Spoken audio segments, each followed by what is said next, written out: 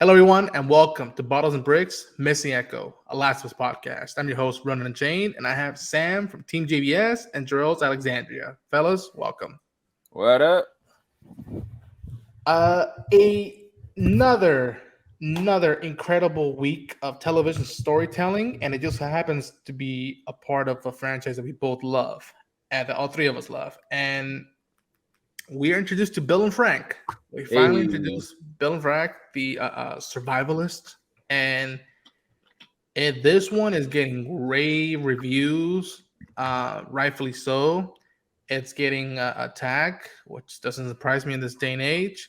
Um, and yet, when all said and done, that this was about 75% original take on this part of the game, mhm. and it doesn't take away anything from the game. And if anything, it elevates the relationships and the themes that are what matter in the game and the series. So uh, I want to first say that Mr. W. Earl Brown first uh, played the character in the game series. You might know him from what was it, Deadwood, and he come up in a couple other stuff. But he also came up in the Mandalorian series as a Weequay, and he played Bill, and he was one of, if not the best side character, if you will, to meet up and connect for just a short amount of time in Joel and Ellie's journey. Now, what I like about the game is that, and I think I've said it before, that he's grittier and he's also an alternative take to where Joel would have gone if he had not met Tess.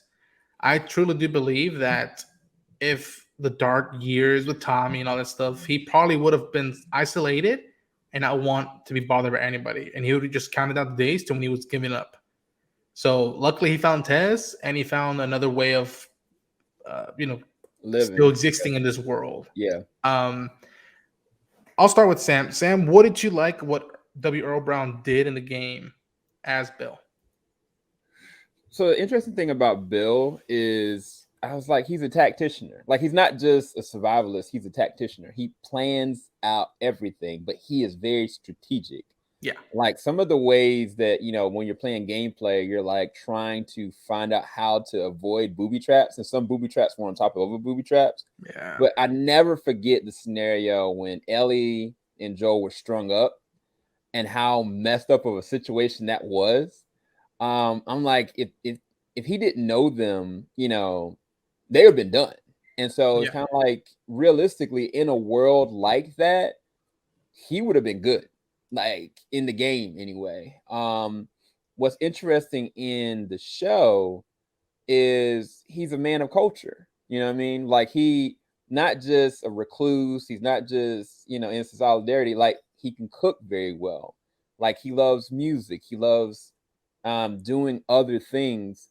He just doesn't know how to be social. And it's interesting to get different facets of him.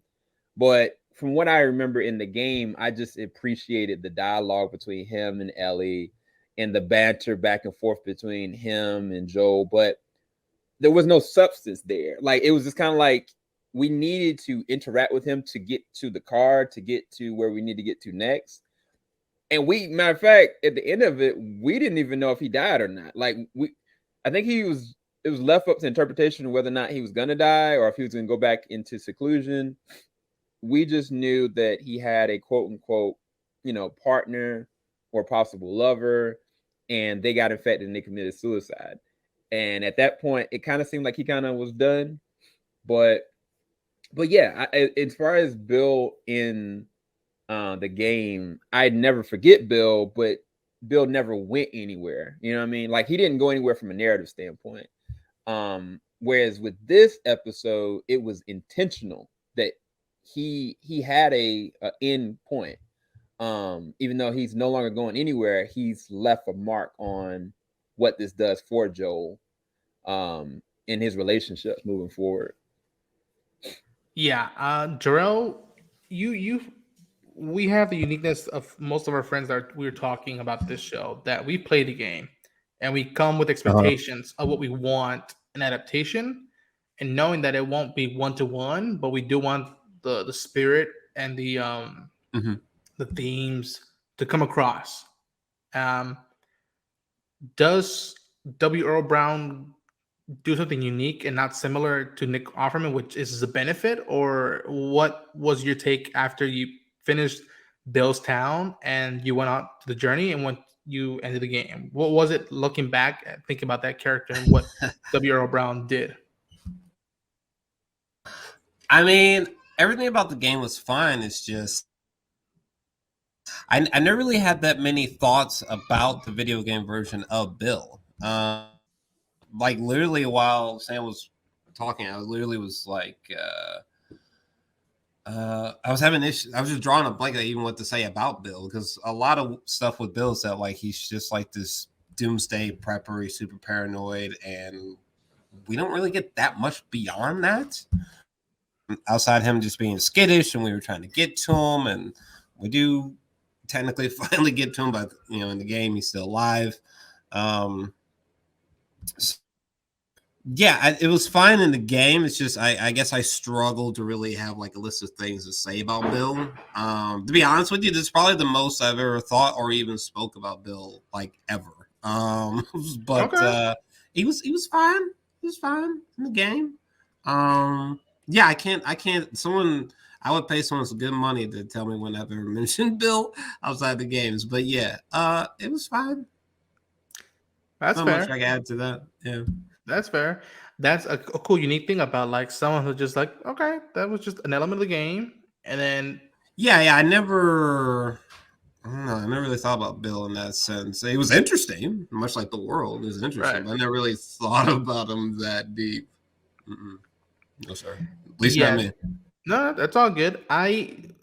What's unique about Bill, and I think I told it to Sam once we finished watching episode 3, was just like, oh man, this episode of the show is so good, but the Bill's Town is my favorite gameplay chapter. That like, and it's not, it doesn't take away anything at all from the rest of the game, gameplay wise. I really dug it, but there's something about going back to Bill's Town, and you talk to Ellie about what the world was and what it went through, and you sense that Ellie and Bill are gonna butt heads, and you're kind of excited for that. And I told Sam that I'm like, you know what? I know they can't do gameplay, but that's such a cool action sequence that I don't need in every other episode of the show. But that was such a fascinating dynamic of when Ellie and Joel are first starting to work together to survive this place, and it just so happens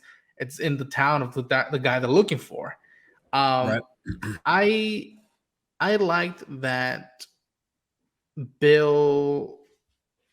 It's so fascinating because Bill, I think, much like in the show, respects Joel, but is also, I think I don't know if I have to say if he's sick of dealing with Joel at that point, that he was just like, dude, I don't know how long they've been doing that, which is a cool, unique thing about the show is that they tell us there's a breakdown timeline of like, okay, they've known each other since this time.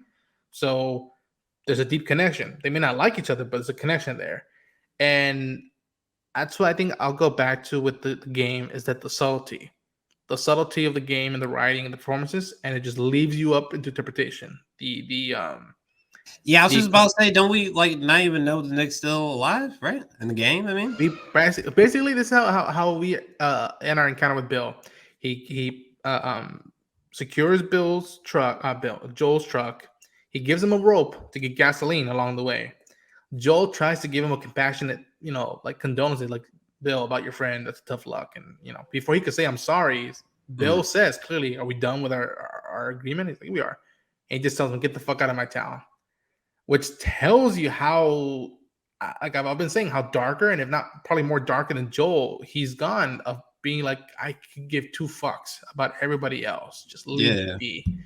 And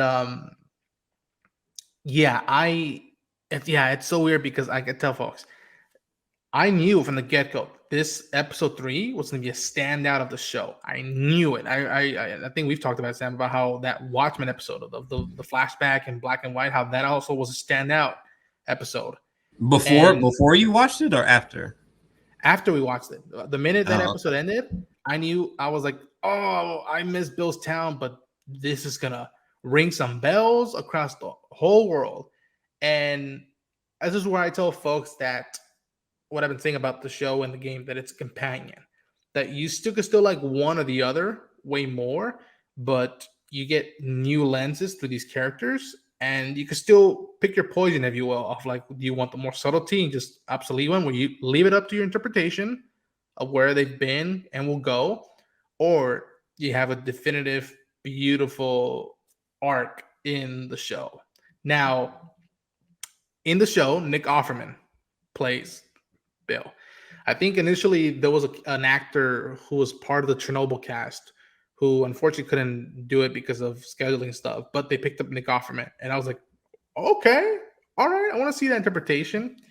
And from the trailers, I was like, that looks like Bill, but how was he gonna bring up, not forget just sexuality, just greediness and the distance he has with the world and the people in it, and how they switched it up, and yet what boggles my mind about people saying that they're like, it's not a game, but I'm like, but this episode encompasses everything what the game is about and what the show's about.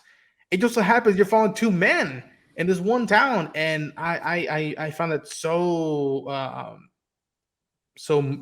first of all moving and fascinating, because we were at that point, we were expecting, okay, what's going to be the flashback intro, what's going to happen, when this episode kicks in and whatnot, and it doesn't kick in until we see Joel showing Ellie the corpses, or the remaining stuff at the corpses of the people that were evacuated of Bill's Town. And what a script did Nick Offerman get. I mean, I don't know how his schedule must have been like that or whatnot, but I'm glad he chose to do it. And he's not just, now after this, he's not just Ron Swanson. He's also got a new element to it that I'm so happy people are now being introduced to. Jor-El, you watch the episode, you know what happens in the game, but you don't know what's going to happen in this episode. Which what have Craig and Neil been telling us, that you're a fan of the game, the stuff there for you. But even then, you're going to be surprised. What did you take off of that? Well, just to clarify, like in the game, I thought it was just like, Bill and Frank, they were like partners at some point, and maybe from the last thing that we know, I think there was like a note where it's like things didn't go that well or didn't end that great with them. Or I think that's it, right? Yep. A lot of people who hate the episode were pointing this out, which I admittedly totally forgot about. But yeah, they didn't exactly leave off on like the best terms. Or I guess my main point is that it's just that the show is just simply a remix of that very idea. So I'm confused on where the confusion is coming from. Is the show not an entire remix of what we saw in the game, for better or worse? I mean, it's fundamentally different. I mean, the fact of that's what I was gonna actually get to, is that first off, Nick Offerman, bro, shout out to him. Shout out to him from an acting standpoint, because I mean, immediately as soon as we're just watching him, we're just drawn in, right? Yeah. And it's kind of like, I have to give Murray props for his performance as Frank. Like these men, they're doing some great acting, but it's not even just that, it's the way that they're scripted. Yeah. They're playing to the script, and they're playing, what the essence of what they're supposed to be from the game, but they're really giving them an actual arc. They're giving them an actual character progression, because in the game, it's like Bill, like, you like you said, Ronan, like he seems really jaded. Like he seems like he's just done with humanity in general. Whereas with this, it's the complete opposite. Like when we first see him, he's jaded and done. But the moment he meets Frank, his world completely reconnects. Like he's actually living, right? To the point that he's willing to die to live, so to speak. Yeah. And that's something that the game never did. Like we never even freaking saw Frank. Like he was dead already. Like technically, we see him. And like we never got to really interact with them or see their interaction. So it's kind of like it's very much so a remix, but is completely redone. Like it to me, it's done so much better. Like these characters now, I may forget what they were in the game and be like, oh wow, this is so much good. Like I love Frank, I love Bill. Like I'm not saying that I forget who they are in the game, but this gave an actual cement to who Bill is, and furthermore, kind of like how much Frank adds to this as well. Yeah. But I know we're gonna get to Frank a little bit later. Yeah, it's just like two characters that like, you know, narratively they were interesting in the game, but like as like literal characters, I mean, like I don't know, Bill was just some freaky weird doomsday prepper guy. Life moves on. You know what I mean? I almost felt like I was having some weird form of amnesia when people were like making these comparisons between the game and the show. I was like, oh shit! I was like, literally forgot all about this nigga Bill. What the hell?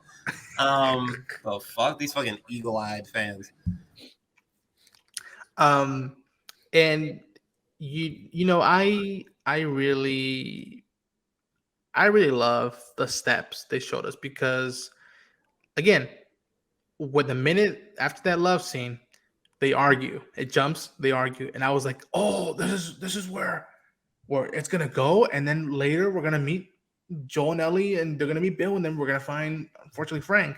And it's like, nope. And I love their jabs. That's a unity that as touching as their love for each other is, their jabs at each other. You know, Bill will be like, okay, you want to fix some towns, okay. And then Frank be like, I swear, if you say manageable resource, I will run through your fence wholeheartedly. And it's just like, I love that. Like, again, for people who can't see through the lens of what that episode did for the story in general and for these characters, they're showcasing stuff that we probably didn't see with Tess and Joel, and how dynamics are similar, which leads to that patio scene where it's like you can clearly see, okay, Tess and Frank, you can see eye to eye. And for better or for worse, Bill and Joel are so similar and yet different in styles and wise. I unfortunately I knew that Anna was going to come back. I knew that she had another episode or so. I was like, oh, what does that mean? And so I kept my mouth shut. And then once that patio scene opened, I was waiting to see Sam's reaction. And he was like, no fucking way, the back, no fucking way. But I find that so unique. And I'm gonna, because I don't think I've asked you guys, but what's been out of the episode, just Bill and Frank, what was your favorite scene between the two? Where was the one that I'm like, this is all good, but this is fucking dynamite? I did want to say real quick. I totally forgot to talk about Nick Offerman, but I don't do as many discussions as y'all. Nick Offerman.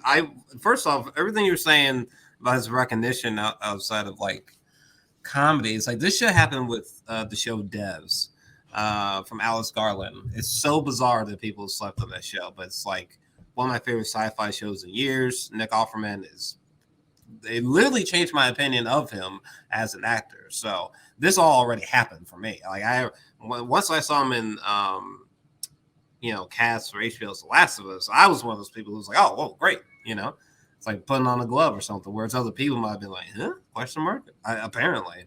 But yeah, more people should check out Devs. Great show. What was our favorite scene with Bill and Frank in the episode? Yeah. Out of all that amazing episode, what was the one thing you're like, this is it? Man, that's a solid question. It's one of the rare episodes I really, really, really liked. Favorite scene. I can definitely go. There was a lot. Probably. Sorry, I just never really considered the question before. Probably the strawberry scene would be my personal favorite. It would have to be that, or it's just right before I think they're about to have sex for the first time. I think where the piano. Yeah, right after that. Okay. When they're in bed with each other. Is that okay. With each other? But yeah. It's one of those. I'm not exactly sure, but they're both. It just caught me off guard, and I'm not easy to catch off guard emotionally. Fair enough, Sam. For me, it was the final time jump when Bill survived, the attack, and the moment that Frank was like, "Look, today is my last day," and Bill was caught off guard because it's like this whole entire time. Not to say that Bill hasn't been vulnerable, but we're seeing him emotionally vulnerable, and there's no preparation for this. There's nothing that he can do to kind of fix it, and it's kind of like, it's almost like, yes, this is Frank's last day, but this is like his worst day, that he's got to try to make it be the best day for both of them. And how they kind of cycle through that, right? Like the scene where the music is hitting and they're going to all their favorite places and moments, and then it goes to this plush dinner, or even actually they have the reception, then they had the dinner. Like that whole sequence of events was just emotionally, it was emotionally resonant, but it was also tragic. Like it was beautiful, emotionally resonant, and tragic all at the same time. It hit me on so many different levels of emotion all at the same time because of how they structured the episode. Because if they hadn't structured the episode the way they did, all those little moments you would have missed.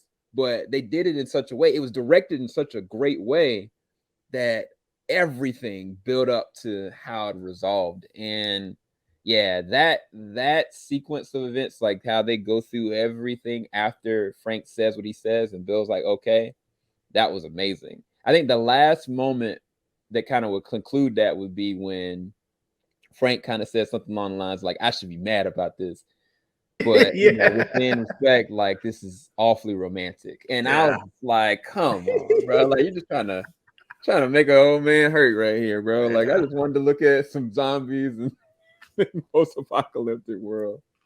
And I think the thing about it, how many post-apocalyptic shows or movies have a great love storyline?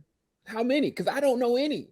Like none. Like all of them, they feel forced. Like I always go back to your boy Ben Affleck and Liv Tyler in Armageddon. Like I could care less about their Guy Stern love story. First off, fucking stop it, okay? I fucking love that movie. Don't you dare. You cared about their love story, bro? Well, Armageddon? Yes.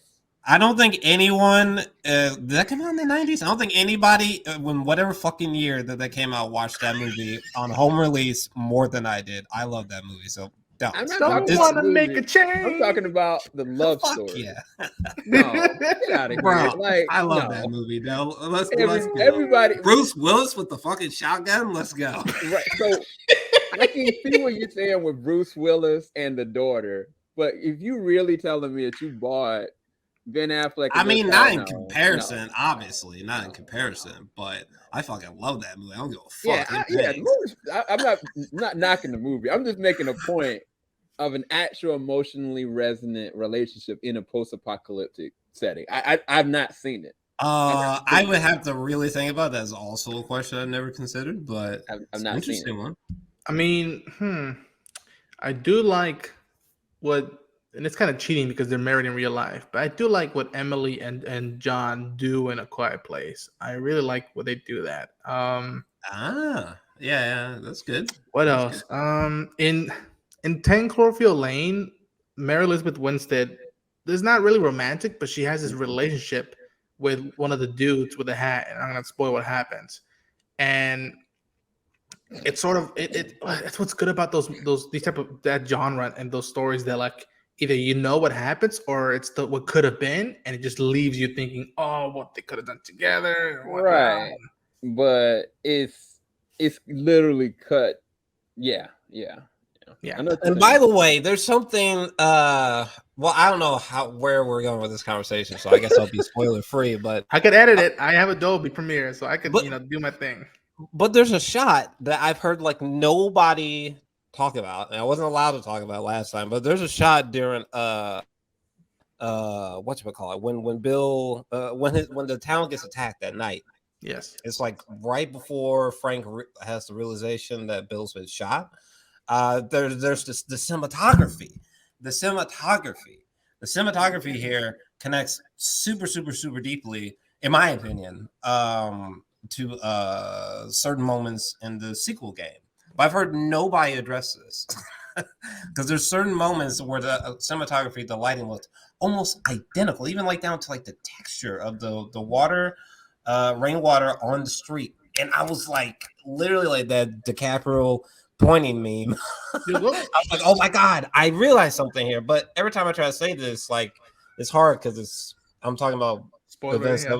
it would leave people from the show clueless. But what the hell? I don't know who. But yeah, maybe I should stop now. But yeah, I'm just curious if you that's guys fair. have picked up on this.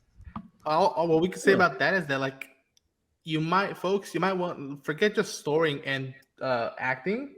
Look at the cinematography, look at the lighting, look at the choice of music. It could hint at stuff to come or stuff that hasn't come out yet. Yep. So you can leave it at that.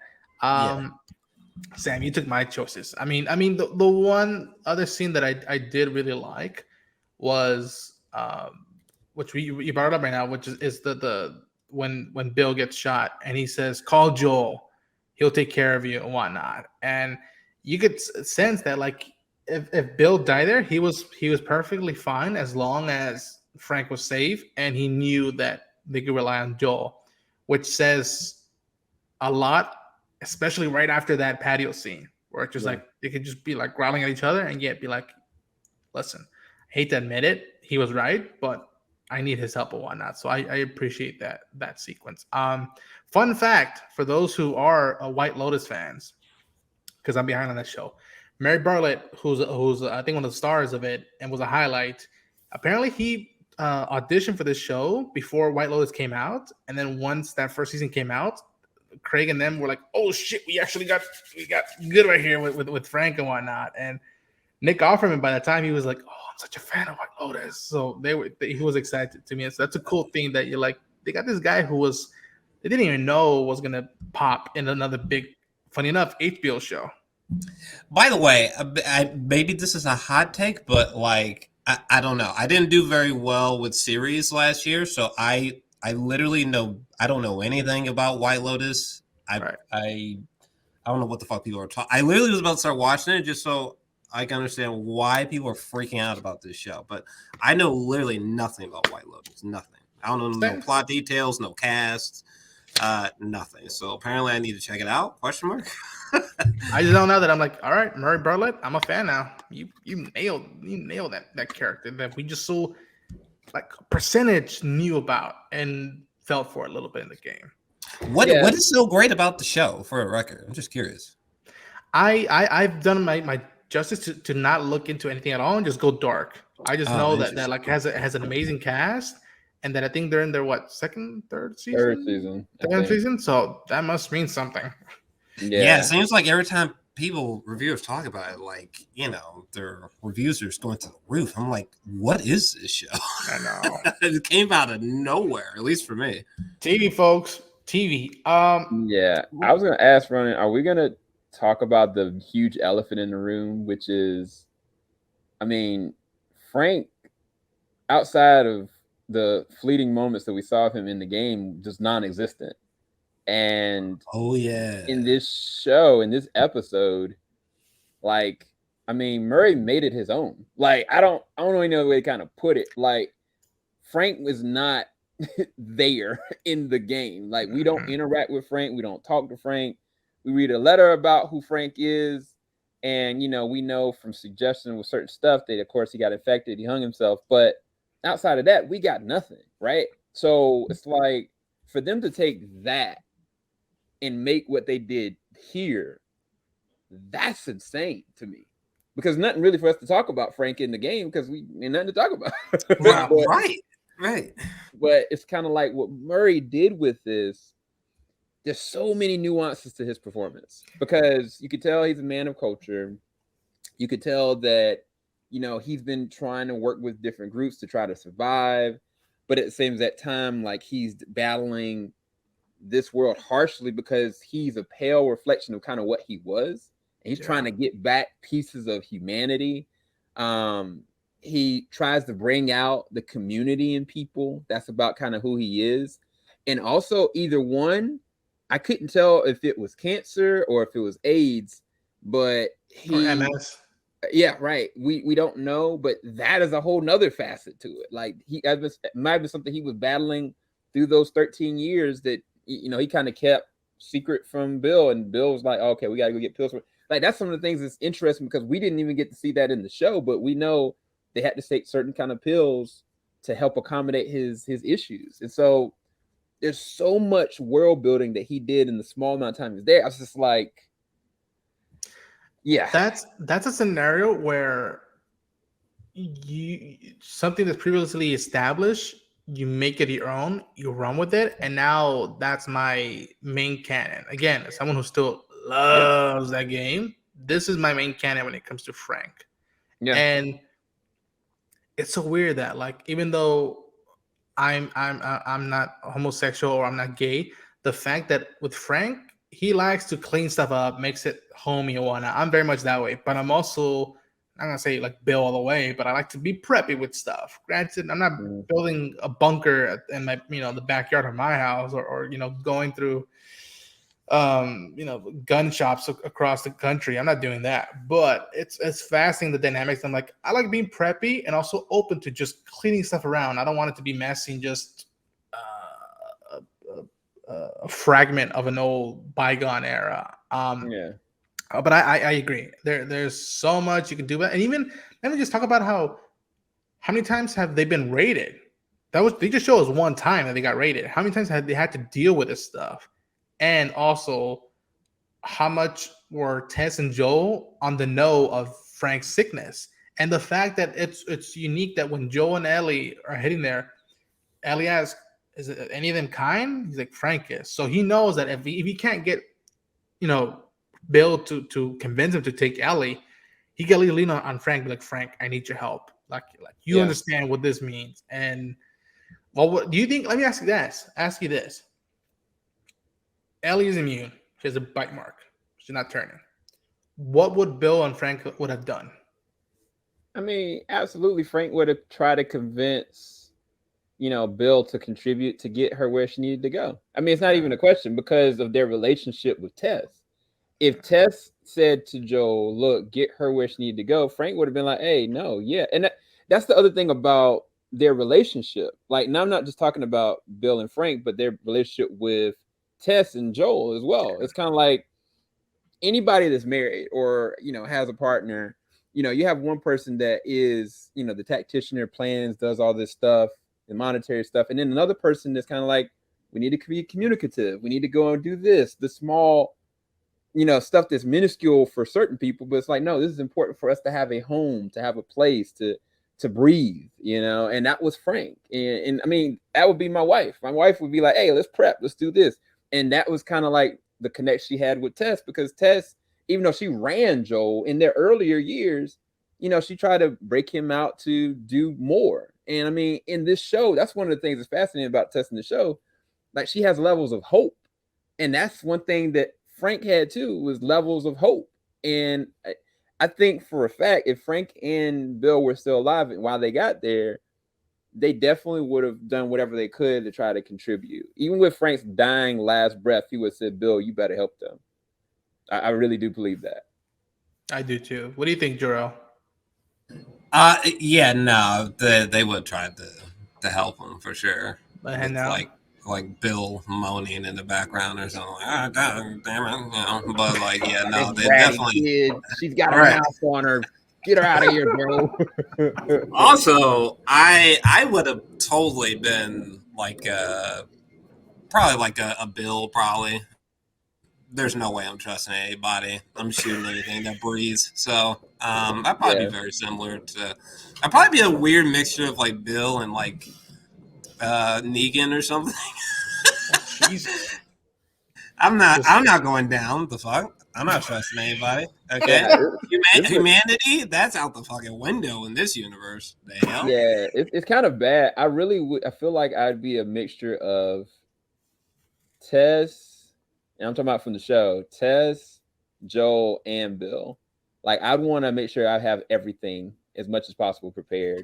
Yeah. But then I would not trust a soul. I really wouldn't. But then I'm that type of person that is hopeful, you know?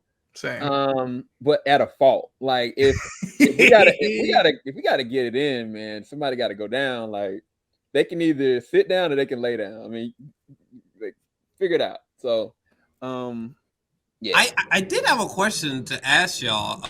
Please. So I mean, I'm trying to think of a nice way to say this. Okay, so I feel like either way, the critics was going to love this episode. Either way. So in some ways, I feel, yeah, for the most part, yeah. Maybe I need to look in more corners of the internet, but yeah, I'd say for the most part, most critics are gonna be like, "Oh my god, woo!" Mhm. But so that's kind of here nor there. I've been most curious about the audience reaction, and this I am confused by. I really can't tell what the fuck is happening. Clearly, there's a lot of people that love it, but I feel like it would be wrong to not acknowledge all the people like kind of feeling negative or feeling sort of like I'm not sure that was for me, or like this really strays away from the game, or it's like where is this in the game? Blah blah blah blah blah. Yeah. And while it might not be fun to think about, I do think it's curious that like I'm just not. And I'm not saying that the viewership was down on the episode. I think there was an increase. It increased, it increased 3 times. But, 4 times, I think. and again, we can talk about like, oh, well, the critics for the most part loved it, which I feel like it's fair to say, maybe I'm wrong. But yeah, when it comes to the audience, I don't know, bro. I don't know. I'm curious. I mean, I'm very curious if from this point on, will there be more overt criticism of the show, as you've heard from me? Because this is something that I did not see coming. I literally thought like audience critics, most people are gonna love it. Life goes on. I totally, curiously, did not think about negative backlash, homophobic backlash. So I was just curious on your guys' take on. Do you think that the audience enjoys this episode? Because again, for better or worse, whether they're being truthful or disingenuous, I feel like the critics were gonna be like, "Woohoo!" 2 thumbs up either way. Yeah. Go ahead, Sam. Go ahead. So when I watched it with my wife, and again, I've told you guys, I kind of use my wife as my test for the general audience. Yeah. My wife, she's got a short attention span. If you can't hook her, if you can't give like a good narrative, she's done. She looked at this, she was like, "That was so sweet. Oh my gosh." Like she was like, Did they have to die? I was like, did they die in the game? She's sitting there asking, did they die in the game? I was like, one of them did. But her response was kind of like, this is very beautiful. Like I'm so intrigued that they had such crazy characters in this way, in such a world like this, that she was in awe of it. But even though she said that, I knew for a fact, some people, how do I say this nicely? They're not just homophobic. They're not as cultured as us as critics. We are exposed to everything. One of my favorite movies 2 years ago was A Portrait of a Lady on Fire. I think to this day that was one of the best movies that came out that year, even if it got no recognition or no. And one of the biggest things is that's 2 women that are deeply in love, like, and it's prevalent throughout. And so some people, they're kind of like, yeah, nah, that's not for me. A lot of the things that I'm seeing and reading, it's like, this is filler, like, get to the action, get to Ellie and Joel. Yeah, they're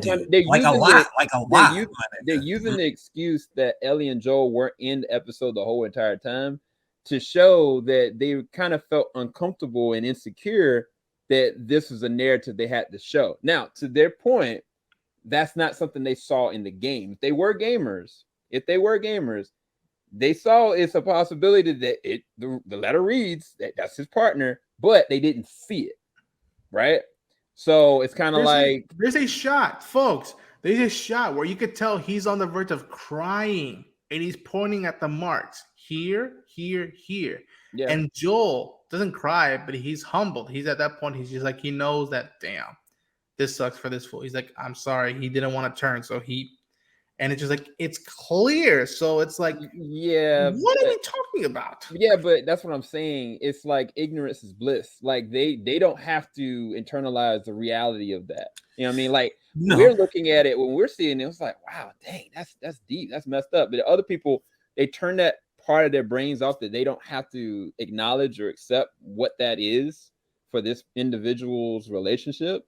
And in this, it's explicitly there. Like, it is evident that this is a focal point of what this is. This is the narrative. And some people just didn't choose to accept it. And I mean, that's everybody has a right to do that. But I think a part of it was their uncomfortability and insecurity of the relationship. I really think that's what it was. And they used the excuse that this is filler because, like, it's like, oh, it doesn't have this, there's no action in it, like this was slow pace, and it's just excuses, because they're still gonna, at the end of the day, they're gonna watch the rest of the season. Like, there's no way they're not gonna watch the rest of the season. Yeah, I think they will, but I do think I think we can expect much more criticism. They were fucking critical of the one episode that I almost thought was damn near perfect. If I can make the argument probably that if Joel doesn't hear that letter that Bill wrote for him, he probably doesn't still go with the plan of taking Ellie. He probably better not. If he doesn't go with the plan, he probably doesn't start really connecting with her. I think that the thing about we both have a job to do to protect, I think that hit home for him. And like I said, I knew that this was going to get rave talk all over the world.